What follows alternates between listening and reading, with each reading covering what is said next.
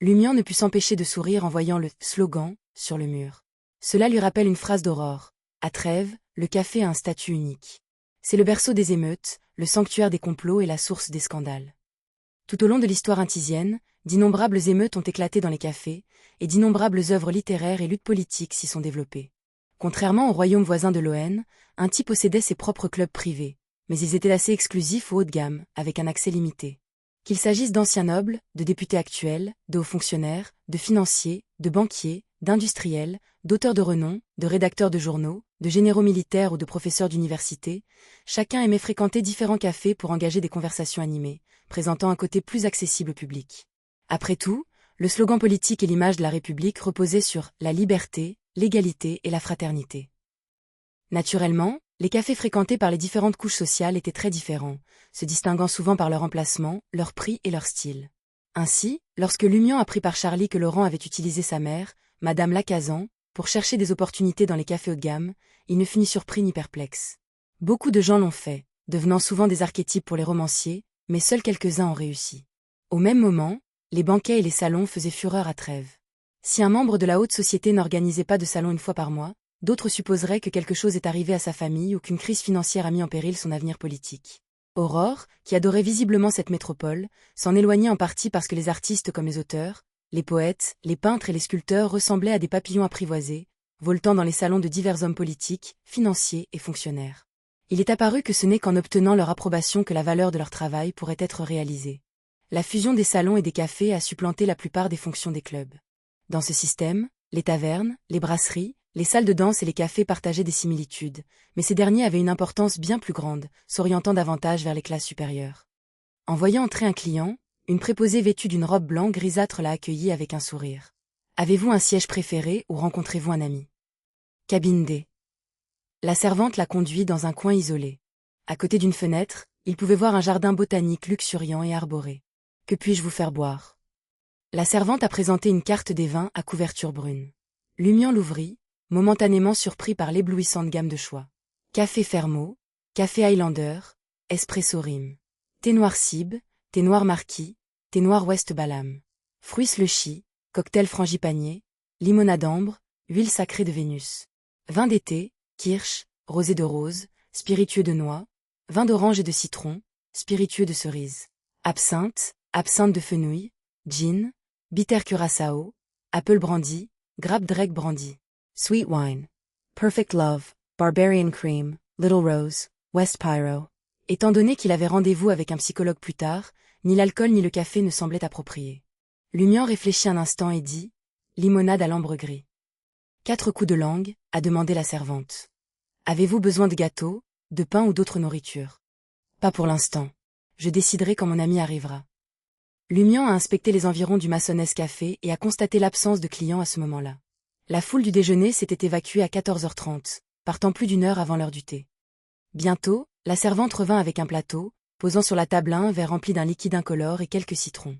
Lumian regarda le siège vide en face de lui, prit sa tasse et but une gorgée.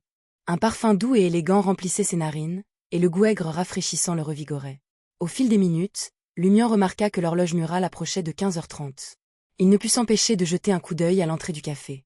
Des plantes vertes ornaient la zone, mais aucun client n'y entra. Juste au moment où Lumian détournait le regard avec déception, une douce voix féminine résonna depuis la cabine derrière lui. « Je suis déjà là. Bonjour, monsieur Lumian Lee. » Lumian a supposé que la femme ne voulait pas d'une conversation face à face, alors il ne s'est pas retourné. Il baissa la voix et demanda poliment « Bon après-midi. Comment dois-je m'adresser à vous? Pouvez-vous entendre ma voix douce ?»« Pas de problème, répondit la douce voix féminine. Tu peux m'appeler Suzy. »« Bonjour, madame Suzy. » Pour une raison quelconque, Lumian se sentait relativement calme face à ce psychologue. Son habitude habituelle de commentaires intérieurs s'est dissipée. Un malaise familier l'envahit une seconde plus tard. Qu'est-ce qui ne va pas? Suzy, assise derrière lui, s'enquit doucement. Lumian réfléchit pendant 2 secondes et ne cacha pas ses sentiments. Je suis un peu mal à l'aise. C'est une sensation étrange mais familière. Oui, j'ai dû vivre quelque chose de similaire lorsque j'ai rencontré un courtier en information hier. Suzy parla rapidement, en s'excusant. Désolée, j'ai l'habitude de lire vos pensées. Cela pourrait être à l'origine de votre inconfort. Votre corps est imprégné d'une corruption intense et se trouve dans un équilibre délicat. La moindre perturbation déclenche une réaction. En d'autres termes, Vous êtes très sensible aux influences cachées et invisibles, surpassant les Beyondés de la même séquence ou supérieure. Est-ce vrai? Lumian n'était pas en colère. Selon lui, un psychologue devait lire dans les pensées pour obtenir un traitement efficace. S'appuyer uniquement sur les mots? Il fronça ensuite les sourcils. Anthony Reed lisait illégalement mes pensées à l'époque? Je fais référence au courtier en information. Je sais. Suzy a compris. D'où vient Anthony Reed? Que faisait-il avant de devenir courtier en information? Il avait un accent de la West Mid-Coast, un soldat à la retraite, a raconté Lumian. Après un bref silence, Suzy dit, s'il vient réellement de la côte du West Mid-Sear, il est en effet possible qu'il soit au-delà de la voix du spectateur. La voix du spectateur. Lumian en avait entendu parler dans le carnet de démoniste d'Aurore, mais elle savait seulement que la séquence 9 correspondante s'appelait le spectateur. Il possédait des capacités d'observation remarquables, déchiffrant les vraies pensées à partir d'expressions subtiles et du langage corporel. Donc, une séquence au-dessus du chemin du spectateur est un psychologue. Alors que cette pensée traversait l'esprit de Lumian, il entendit Suzy le corriger. C'est un psychiatre. Cela semble plus rassurant. Lumian sourit. Quelle séquence est Anthony Reed? Après avoir appris le cheminement de l'autre, il a estimé qu'Anthony Reed aurait dû le reconnaître et a ressenti son anxiété, son inquiétude et ses tentatives d'intimidation. D'après votre description, il s'agit au moins d'une séquence 8, a conclu Suzy. Lumian sourit narquoisement. S'il est vraiment psychiatre, c'est intéressant. Il n'a même pas traité les séquelles de son traumatisme sur le champ de bataille. Ce n'est pas inhabituel. Lorsqu'un psychiatre souffre d'un traumatisme psychologique grave, il est incroyablement difficile pour lui de se rétablir seul. Il a souvent besoin de l'aide d'un autre psychiatre, et traiter un psychiatre est beaucoup plus risqué que d'habitude. Un faux pas peut entraîner l'infection de la maladie mentale du patient, a expliqué succinctement Suzy.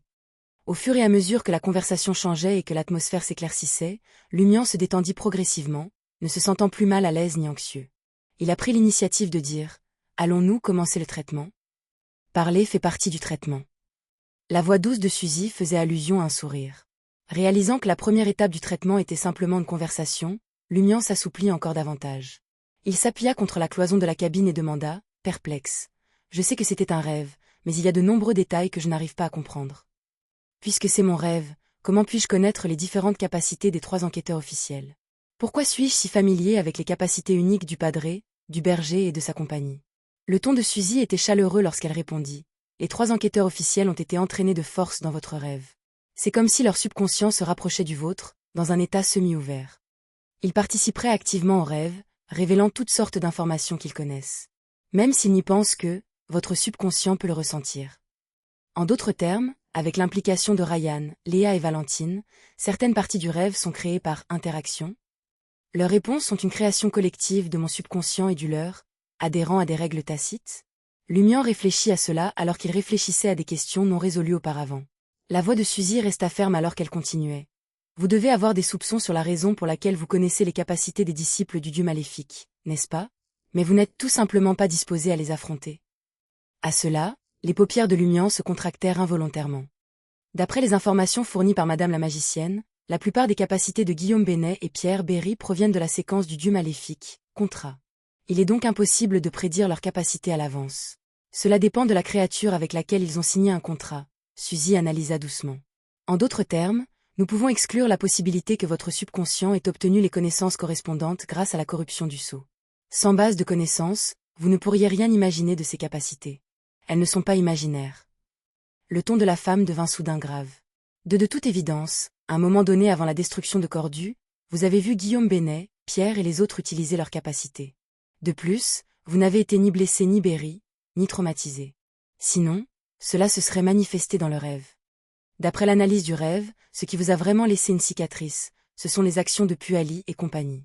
Comment pensez-vous avoir vu ces adeptes des dieux maléfiques utiliser leur pouvoir? Les mots de Suzy étaient comme des flèches pointues transperçant les souvenirs de Lumian, faisant vaciller la solide barrière. Le visage de Lumian se tordit légèrement. Au milieu d'une douleur atroce, il a vu des images surgir du plus profond de ses souvenirs. C'était le 3e étage du château de l'administrateur. Les murs étaient ornés de visages pâles et translucides, mais les combattants n'étaient plus Ryan, Léa et Valentine. À la place, c'était Guillaume Benet, Pierre Berry et Sibylle Berry.